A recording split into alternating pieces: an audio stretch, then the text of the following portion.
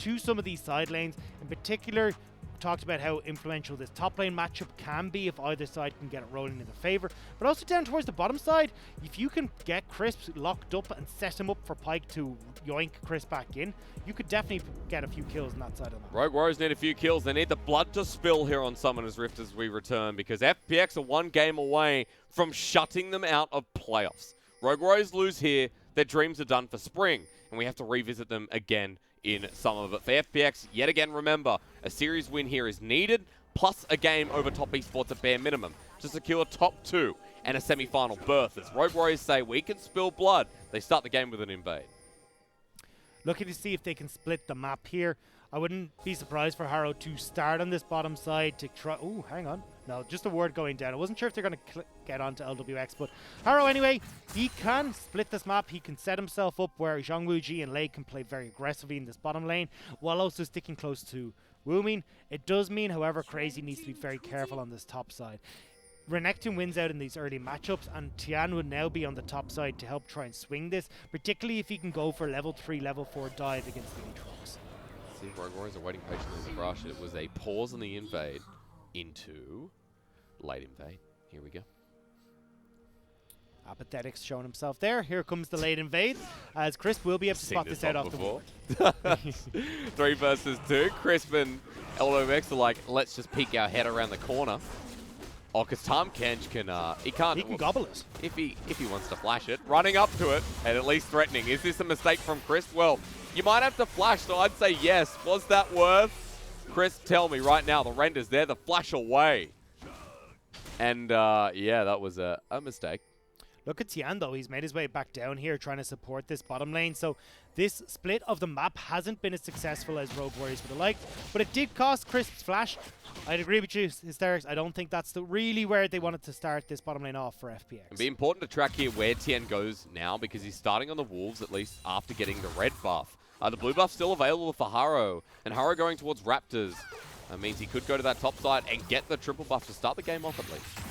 It does mean we'll have to look at how Harrow wants to go, because he can go directly towards this scuttle as well if he wants. So then contest Tian on that, then move up and then move over towards the likes of this scuttle on the top side and just keep Tian at bay and set himself up for that nice experience by picking up those 2 extra buffs. What is this emote war going down the bottom lane between Zhang Wuji and Crisp?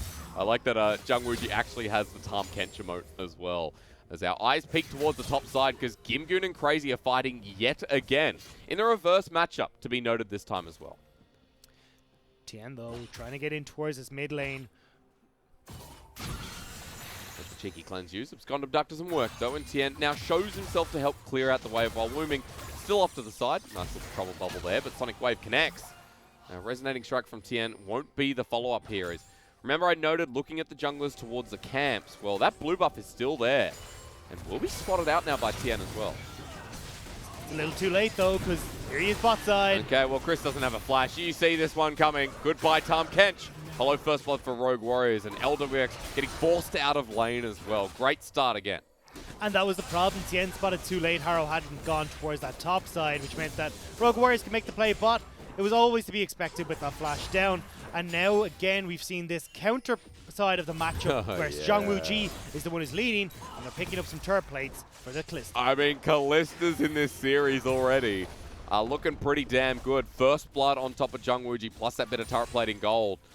That seems like a nice start here with the Vampiric Scepter. And the thing is that they're not really losing out on this match because, well, Tian's only getting his second buff anyway. Yes, he'll steal away the Gromp, but I'll happily take extra gold and all that over to Zhang Wuji for trade of a Gromp.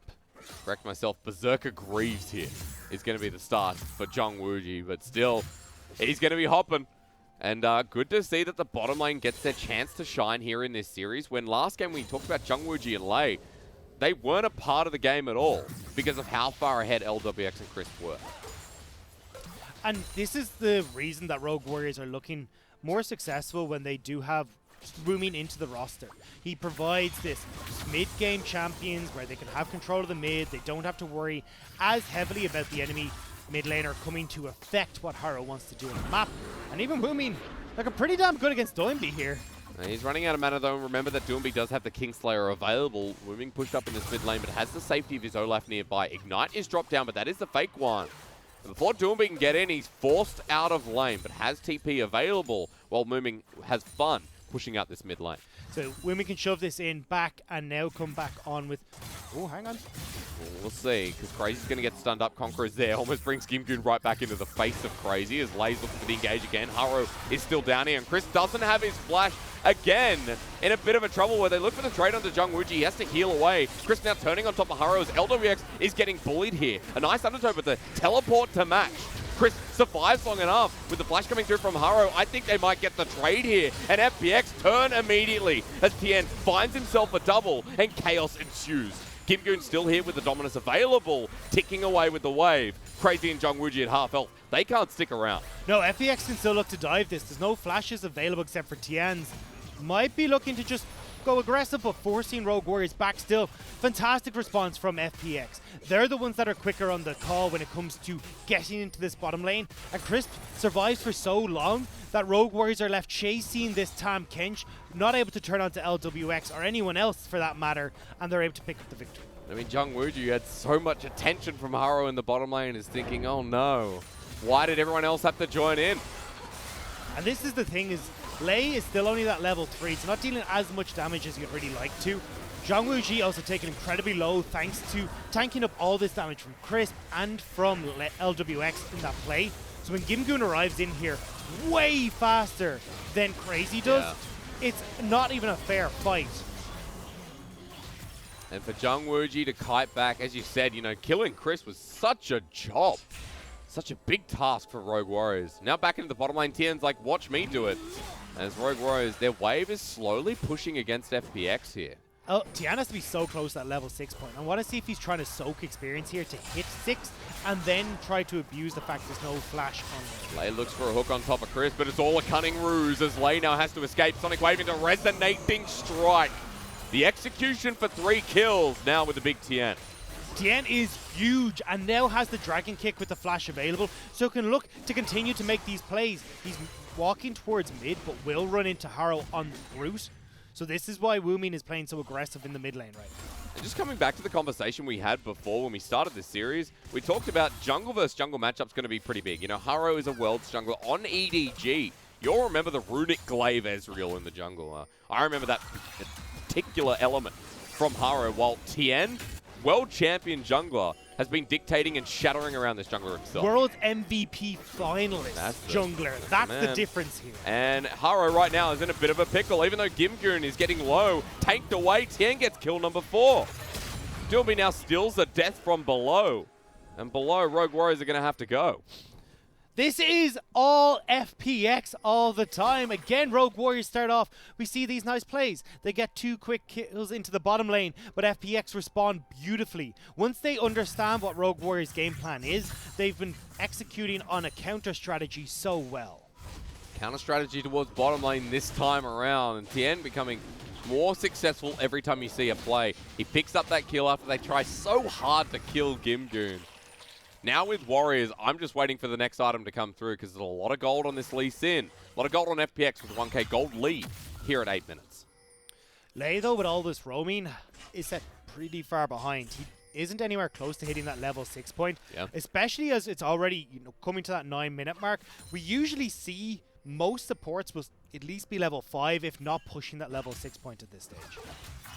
Let's look across at items, though, before we see another little skirmish here in this game. Doomby with the Hextech Revolver, double amplifying tome for the mid laners. We'll leave them there for now. The Kalista, who is so far ahead on Jungwooji, has the Vampiric Scepter plus Berserker Greaves versus a Serrated Dirk and a Longsword here for LWX. So this Senna has now pretty much caught up and established her ground in the bottom lane. And Gimgoon on the top side, even though we're still looking at this Phage completed, he's got the Executioner's Call in to trade against Crazy. He's just trying to roam around the map. This is how Gimgoon is played for FPX, is more towards that team fight. He doesn't mind falling behind because he'll give up a couple of CS in his top lane if maybe he can make a play towards mid, kill Woomin and get a tower. Doesn't quite get it on this roam, but always keep your eyes on the way he plays. We're going to be playing cheeky bit of peeky here with Lei, as Senna Ult going to come up as well. Heal used. Lei just trying to get his roams off, and as you said, he's not level 6, so Doomby just says hello. Whereas FPX have both level 6 on the bottom laners, so they're looking to trade this Rift Herald for the tower plates in the bottom lane. And I like this here. I think you're doing a pretty good job, especially when LWX and Crisp have already set themselves up to rip through this turret. But again, props to Rogue Warriors, who I would say still look like they're on the outskirts of being a playoff team. And if they don't find the series win here, then there's always summer. They are making responses, the Rift Herald and the play through mid, to get some of this gold back. Tien doesn't look happy with it though, and Lei in the middle. Sonic Wave goes between them. But the gold will still go over, and first turret does go to Rogue Warriors in the end. It will just about go over. LWX will have to back away from this turret as well. I don't think he'll be able to get it quite quick enough, although Crazy, he's spotted that Crisp is moving down here with Tien, so doesn't want to try and clear the wave. So FPX will respond, but the crucial factor here, Rogue Warriors got the more important tower. Mid lane is the most important outer structure, trying to keep your vision for having a safe place that you can retreat to. But Gimgoon doesn't want to retreat. 1 versus 2, but Doomby is coming up as well. I think he could do this by himself, but he's going to flash away in the end to dodge away from the stun from Lei, who is now level 6. As Doomby has stolen the ult. He's using the protection. Oh no! Gets launched into the support, and Lei is dead. While Haro here is taking so much burn damage. Doomby can't find the re-engage.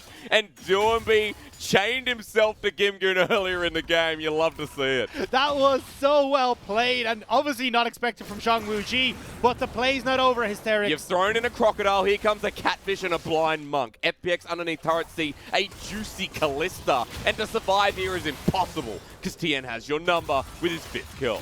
A catfish and a monk walk into top lane. The punchline is they come out with an extra 300 gold off of that kill. Rogue Warriors have got nowhere to go. Lei is running towards this top side to try and help out, but again, FPX are accelerating their lead so effectively. For Rogue Warriors, it's again that moment where you make a mistake and FPX have your number. FPX know what you're doing. As Gimgoon knows what Crazy's doing, he's backing in a brush, but good little trade back and forth while Gimgoon continues to push the lane, ready for this next objective in the Mountain Dragon coming up at 2 minutes 20. And this is where FPX have always found their victories, is through dragons, through objectives, and just how quickly they can snowball these games. They have the 2nd highest dragon control rate in the league, with 58% of the dragons going their way.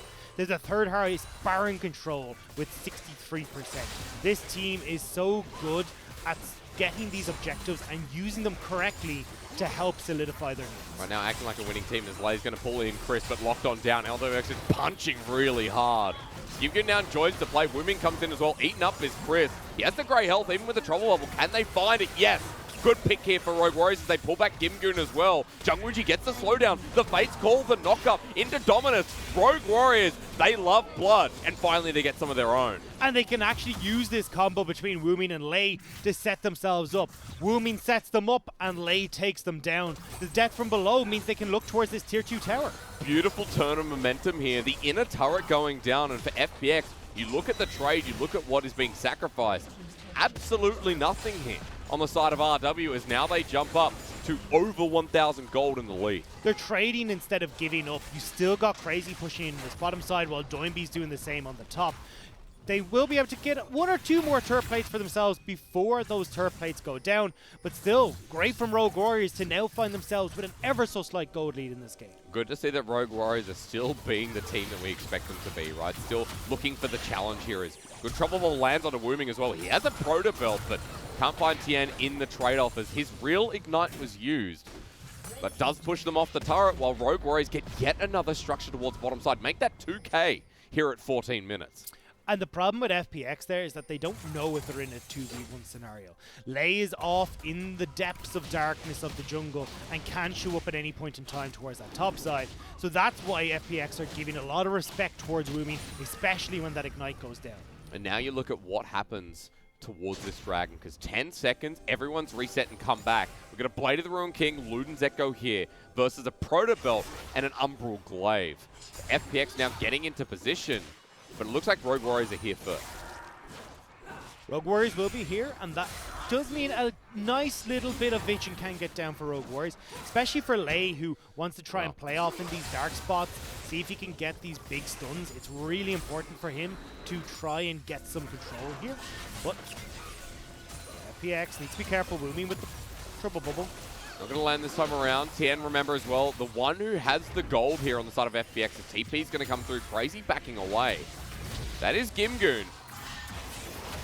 As after his teleport's used, 5 people on the Dragon. The fight is going to happen here.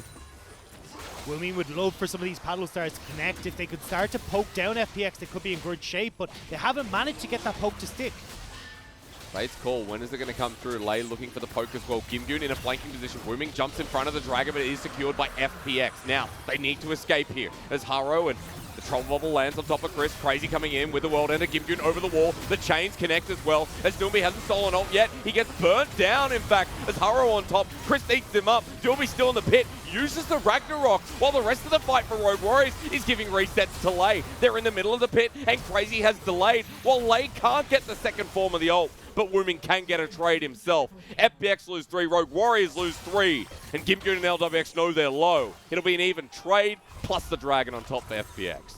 Rogue Warriors set up the fight really well where they can get into the pit and get onto some of these crucial members. The problem there was that Tien had access to Shangwu-Ji.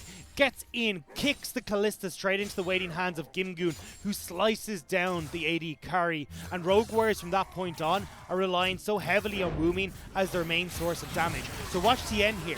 Gets straight onto Kalista, kicks them into Gimgoon, and then Shangwu-Ji, the member that we were talking about who's picked up a bunch of gold and turret plates, all that gold is for naught. Lei can't get in onto the backline to kill Doinby quick enough here either. So that ends up being a disaster. And what looked like originally a really strong fight for Rogue Warriors is FPX answering back. Okay, so with the 3 for 3, now we're going to look at where the gold went after the Dragon's been taken down. Wooming picking up yet another kill, but more importantly, look over to the side of LWX. He picked up 2 in that fight, and now this is going to be a large center. As Rogue Warriors will come back to the play, and it is up towards the top side here on the Rift Herald. They're going to get Rift Herald number 2. And still, Rogue Warriors, remember, have the gold lead here in this game. And the thing is, if they don't use it on this top side, they've got tier 2 towers that they can start to use it on, or even an inhibitor turret in mid. Yeah. So FPX now need to be very careful about where they dedicate the resources and how they want to protect these towers. You can see Haro just going to be chunking this one away, holding onto it for now. Another turret going down FPX. They're towards the bottom side river. Tien hovering around Gimgoon up in this top side. Lei's even joining the play. They really want to make sure that they can get themselves into good shape here. Haro now moving back down towards this mid lane. Rogue Warriors need to get their lanes in order so they can look to threaten this Rift Herald in several different lanes. The problem right now, though, is they don't really have people who are in a good shape to start to split push the map. Woomin can't really deal against Doinby in a side lane. Crazy and Gimgoon are pretty much dead even right now. So getting these waves in a place where they can threaten with the Rift Herald is not looking too likely. But at least for Wooming in this game, you can see the threat of an elongated mid lane. We've talked about this many times in the LPL. When there's space created for the Zoe, you're going to be a big damage source. 2-0 and 3 here. We already talked about the items coming through, which does look like we're going towards a Morello next. Sorry, chat. That's the way it's going to be. Wooming playing with the space again here in the mid lane, level 11, and he's starting to clear some of these waves too. I love the Morello here though. Doinby healing, Renekton healing, you've got a bunch of healing coming through from this Senna, not to mention even Lee Sin has a bit in his kit. So Morello works perfectly here in trying to keep people as low as possible, especially when you've got Lei who's relying on these execution damage. That healing that can come through can be such a nuisance to deal with. But we look back at Rogue Warriors here. They're down towards the bottom lane with the next wave coming through. Haro has that Herald in hand. FPX are matching this all 5 underneath the turret. Doomby now joining the fray as well as Lei just wants to get that demolished proc. Look at Haro though. This is such a smart call. Force FPX the bottom side. Look to Rift Herald mid. The wave isn't being cleared out fast enough though, and you can see FPX are doing a nice time of dancing between these 2 lanes. Rogue Warriors dancing better though. These are the ballroom dances, going back towards the bottom lane after forcing the rotation. This is the 500 IQ play. But Wooming getting chained out is not. Doomby looking for the engage. They're going to find the Zoe. Ulted down from 500 IQ to 5. FPX find the pick, and now with a 4 versus 5. Shangwu-Ji has to flash away as well. Oh, it was looking so good for Rogue Warriors. They played what was keep away with FPX, but that one pick onto Wooming was all that FPX needed. And now look at the timer that's on that Rift Herald. Rogue Warriors won't get another opportunity to set up a play like that. And even in their own jungle, FPX are pushing forward now, getting this deep vision. Take the red buff, says Chris. Give him a smite. Nicely done. All right. And now Dragon's up. 20 seconds until that Soul Point Dragon comes available for FPX. And it's an Ocean Dragon as well. Everyone in FPX would love that. So it looks like Wumi's going to be getting major benefits out of that Morello unless Rogue Warriors can stop FPX from picking that up. You can see it's spawning in 3 seconds from now. FPX are not heading straight towards it. Or rather, it's only Tien and Gimgoon for now. While the rest of Rogue Warriors are up towards the top side, they control the Baron vision. And they're looking to play around with it while FPX look to move to Soul Point. They had the teleport available for Joinby. You can see actually, once they realized that they weren't under pressure at this Dragon, he uses it to get towards the top side and try and push back Rogue Warriors from getting complete control of these objectives on the top side. However, though, Harrow still has this Rift Herald and it can now plunk it down to at least get that tier 2 on the top Good side. timing, because it was about 10 seconds till it disappears completely. As the drop level lands, yet again, the poke damage still massive from Wu Ming as Lei gets the hook in. Joonby has stolen away the depth from below as well. As LWX is here too. Wu Ming goes in for the poke yet again. Danger zone here for the Zoe. The turret stays standing for now. As Lei going into the brush. This could be dangerous for him. They re-engage. Depth from below is saved by the fake call. Jung Wooji can use the re-engage from the support, but he disappears as Tien with a beautiful kick yet again. The flash tongue lash on top of Harrow slows him until Ragnarok. Sonic Wave, resonating strike, the follow-up there. He gets pulled in but goes golden. Crisp and LWX on a tear, and now Gimgoon is looking for Crazy in front of this Baron. He has to run away with the World Ender, and FPX do it again. They got 2 dead, and onto Baron. And from a 3,000 gold deficit, they're still finding that team fight victory thanks to the kicks from Tien. Now though, Rogue Warriors, they're still looking to contest. Crazy doesn't have the World Ender, but Joonby gets with the Abscond Abduct on top of this Aatrox here. Conqueror enabled. And the follow-up, you know, is going to come through as well. A good flash away from Crazy. That was actually really nice, but that only pulls them away from the Baron while FPX continue it. Wu Ming can still look to be a bit of a nuisance if he wants to. That poke from Zoe super potent in around the pit, but with Crazy going down, they don't want to try and press their luck. Rogue Warriors, even though they were in the lead, end up gifting over Baron to FPX off of that team fight. And now you've got to look at all the standing gold that's on the map for FPX, because they've only taken a single tower. But watch here. Tien off on the wings, with Zhang Wuji playing aggressive, doesn't expect Tien to be able to come in on the side. And it's lights out for the Rogue Warriors AD carry and Rogue Warriors as a team. It just all started back when Wu Ming got caught out. And this is really, it's kind of painful if you're a Rogue Warriors fan right now, because FPX were not secure in this game. Rogue Warriors were on the verge of a 5K gold lead in a good position for the next Dragon, the next Baron. And FPX are now taking all that control back. It's Crazy over the wall. Even with this play, the flash dominance. I mean, Crazy making a big mistake here as well. Take away the World Ender, says Doinby. We've taken away the World Ender in the top lane from Rogue Warriors. Wu Ming was top side, Harrow was bot. Why Crazy was going in, I will never know. And FPX are happy with this. I mean, now the World Ender, I don't know if it was used or not, but I don't think it matters, because FPX with the Baron buff are going to continue their onslaught here. 30 seconds until Crazy. And now the gold lead back in the favor of the FunPlus Phoenix. Split pushing Olaf is probably not the best way to use an Olaf, to be honest. But Rogue Warriors, you've got nothing really else you can do with Harrow right now. Back has come through from Gimgoon, but everyone else from FPX still needs to be careful. Wu Ming is still pretty large here. Troll Bubble is going to connect onto LWX. Eaten by Crisp. Lei on the hunt yet again, but Tien is shadowing, still nearby. Lei walks into this center. He might regret it here, but Death from below says no. Lei gets the shutdown here massively, and Rogue Warriors actually might find Crisp as well. It's a double kill for the Pike, and now that Baron push is slowed down.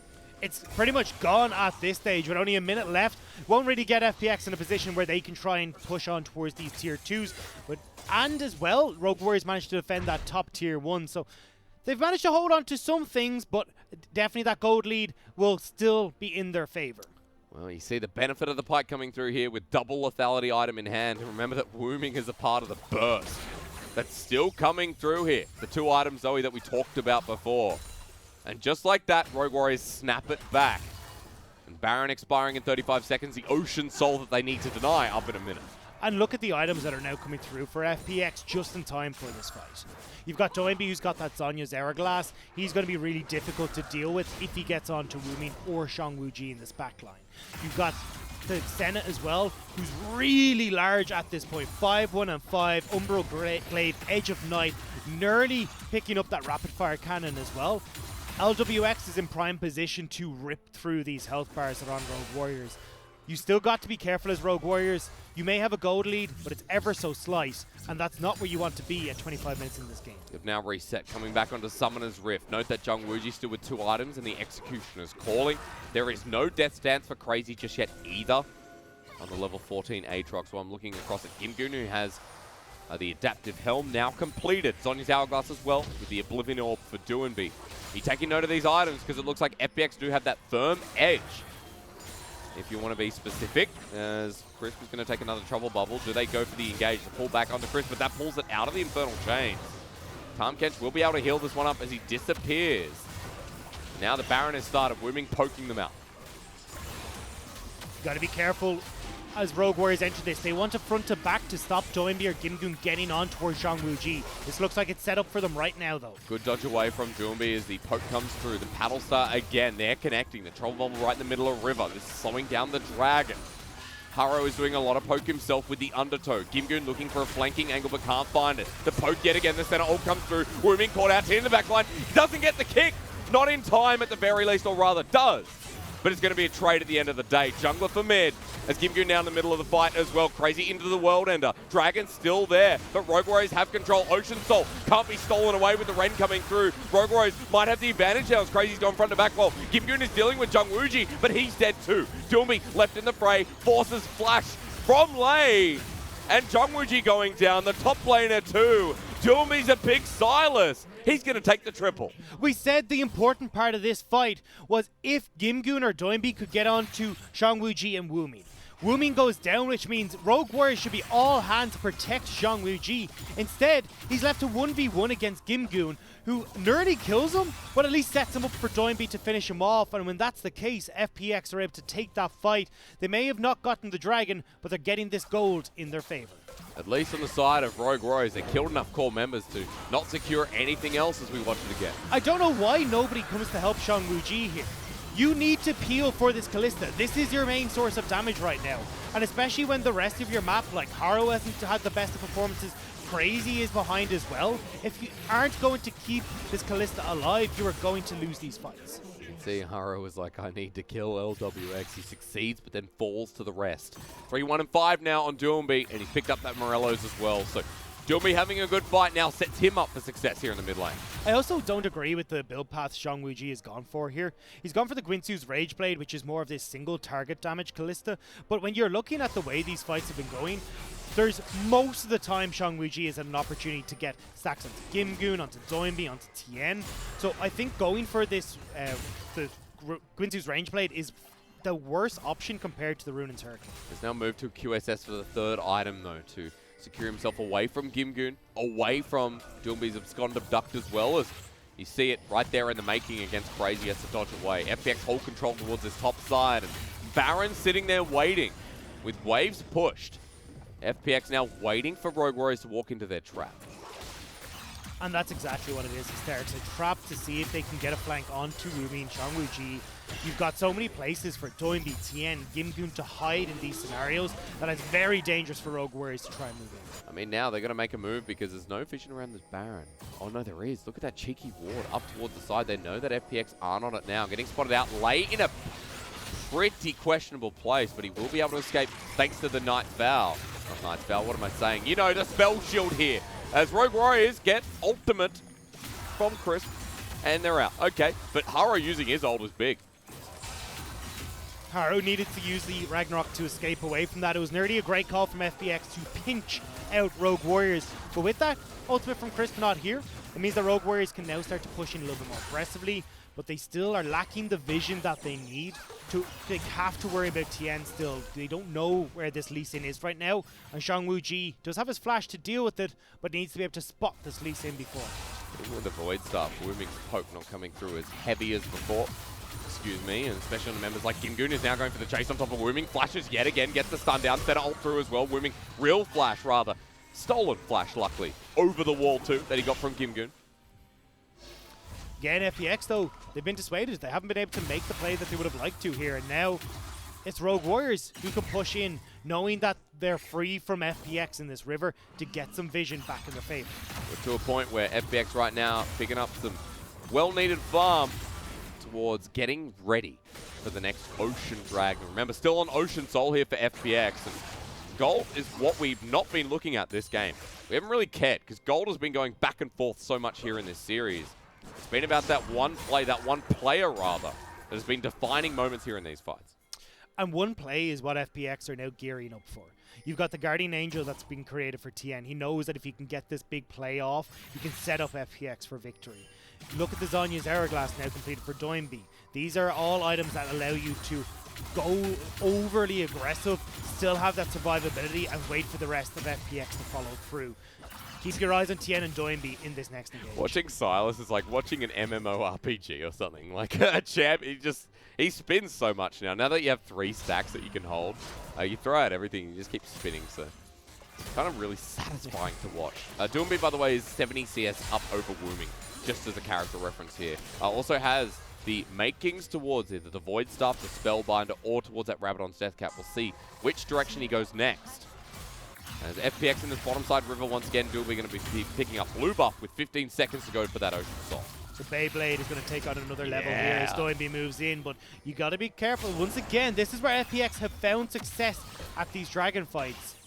And now Doinby and Gimgoon are in a position to put pressure onto Rogue Warriors as this dragon is starting. Tien towards the backside as well now with GA available.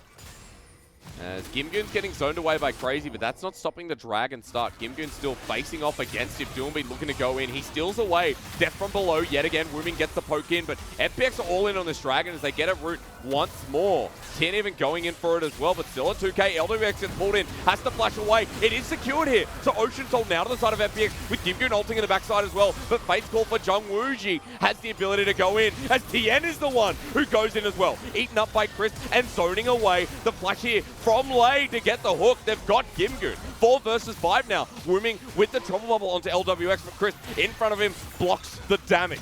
It's still 10 because now Doinby decides to flash on in. Wooming has to do the same to disappear, but Doinby getting low. Kingslayer won't heal him up thanks to the Morellonomicon. Chris is in the middle as well. GA here for Tien, and LWX, who got zoned out at the start, is the only one left alive. And look at the mid lane. There's a wave that's already there. They can go and collect. They can crack open this base of FPX, and with 30 seconds left on most of the carries, Rogue Warriors could finish. I mean, 20 seconds for Gimgoon, though, so you got to think it's going to be Inhibitor and nothing else.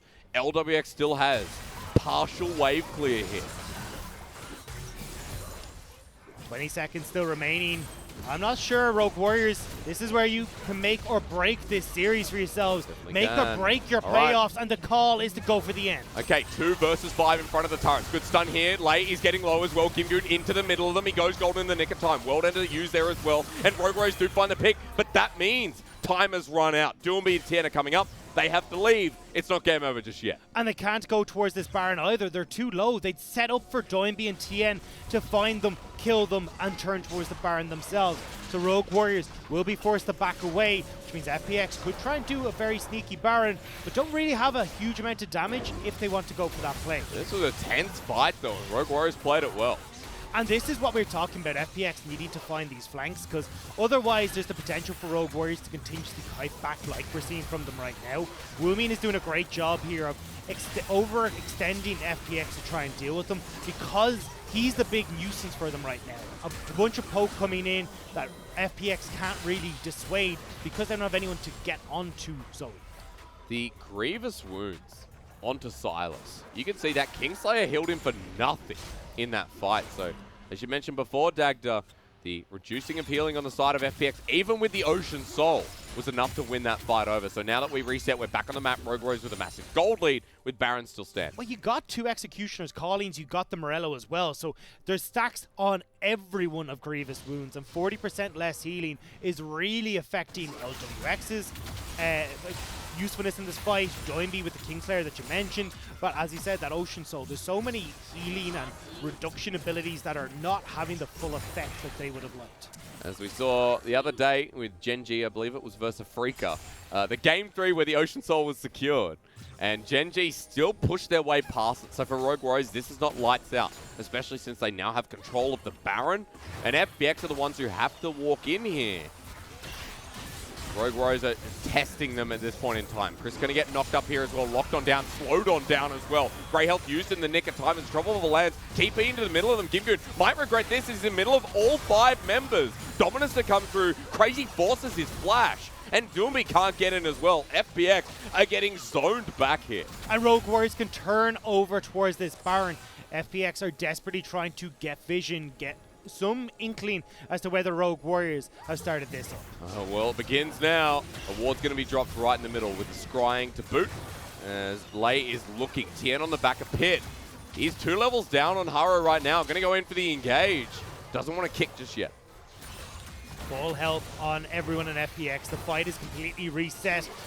This is where it gets dicey for Rogue Warriors, though. They need to move as a group. They need to make sure that FPX aren't catching them off like Woomin here.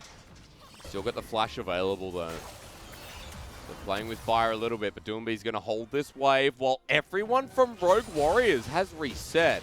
Now, luckily, there is a ward in the pit, and FPX don't do the Baron this fast. No, they really don't. LWX doesn't take it down quick. Doinby hasn't really got enough damage to try and take it down, so Rogue Warriors will make it back. But will it be quick enough? They're pretty slow getting here. They're all verging on in. 3K, 2K now for the fight, though. They turn around. It's still on 2K. Tien's in the pit. Haro gets it, though. He has the level advantage, and Rogue Warriors have the Baron. While now for FPX, they've already lost Tien, and they are losing this fight. Doomy in the back of pit will die as well. Gimgoon drops 2, and with LWX and Chris getting engaged on, that could be it. We're going to a game 3 because Rogue Warriors live in blood. We talked about Rogue Warriors before as the team that loves to upset. Both as a fan of Rogue Warriors, but mostly against Rogue Warriors. They can pull these wins out of the depths of their playbook. Rogue Warriors are now pushing in, and with this minion wave, we'll look to secure game number 2. Death time is not long enough at this point. Tien is going to watch his base die as he respawns. And at this point, going to a game 3, you didn't expect it after what we've already seen. But Rogue Warriors are full of surprises.